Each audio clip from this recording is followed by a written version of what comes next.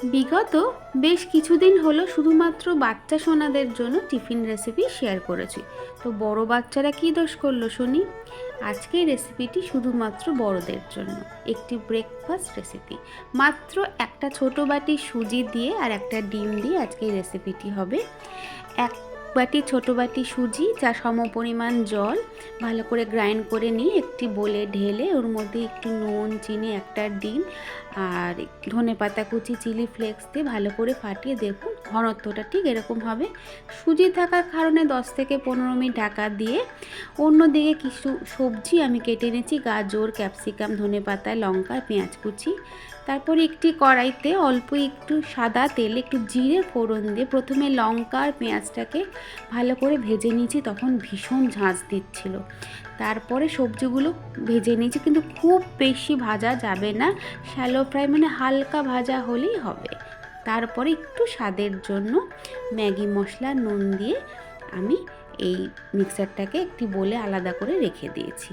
খুবই সহজ একটি রেসিপি, ঘরে থাকা সমস্ত উপকরণ দিয়ে এটি তৈরি হয়ে যায়। যদি আপনারা চান ভেজিটেবিলটা পুরোপুরি স্কিপ করতে পারেন সময় থাকার অভাবে, তাহলে দেবেন না। তারপর অন্যদিকে একটি প্যানে হাফ চামচের মতো সাদা তেল দিয়ে ওই মিক্সারটাকে দিয়ে দিচ্ছি। তারপর এক পিঠ হয়ে গেলে আবারও অপর পিঠে একটু তেল দিয়ে অন্য পিঠে টস করে নিয়েছি। কিছুই না, দেখুন। তারপরে একটা ডিম ওর ওপর ফাটিয়ে নিয়েছি। ডিমটা দৌড়ে পালাচ্ছিল অন্যদিকে, তাই হাতের সাহায্যে জিনিসটাকে ঠিক করে নিয়েছি। আপনারা অবশ্যই চামচ বা খুন্তির সাহায্যে করবেন। তারপর ওর ওপর ছিটে ফোটে একটু লবণ দিয়ে যখন ভাজা হয়ে যাবে তখন উল্টে নিলেই আমাদের এই রেসিপিটি মোটামুটি তৈরির দিকে। খুবই সহজ একটি রেসিপি। চলুন আবারও একটা আপনাদের করে দেখাচ্ছি। প্যানে একটু সাদা তেল দিয়ে ওই মিক্সারটাকে ভালো করে ছড়িয়ে দিয়ে এপিট ওপিট করে লাল লাল ভেজে নিয়ে যখন মোটামুটি ভাজা হয়ে যাবে এক পিঠ, অপর দিকে একটা ডিম ফাটিয়ে ওর মধ্যে ভালো করে ছড়িয়ে দিয়ে সামান্য লবণ ছড়িয়ে নিতে পারে, কিচ্ছু লাগবে না।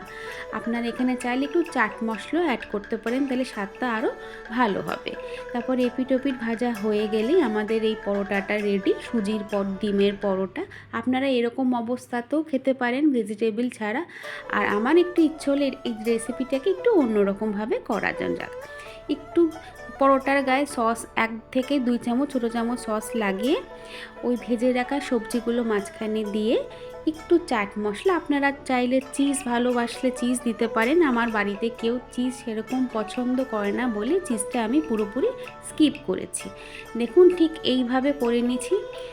খুবই সহজ এবং চটজলদি রেসিপি। আপনারা এই রেসিপিটি বাচ্চাদের টিফিন বক্স, হাজব্যান্ডের লাঞ্চ বক্সে অবশ্যই দিতে পারেন। খুব একটা স্বাস্থ্যকর রেসিপি। একটু চাট মশলা ছড়িয়ে দিলে স্বাদটা খুব বাড়ে। যদি আপনারা সবজি দিতে চান তাহলে ভেজিটেবলটা আগের দিন রাত্রিবেলা করে রাখতে পারেন, তাহলে সকালবেলা খুব একটা তাড়াহুড়ো হবে না। ভালো লাগলে জানাবেন।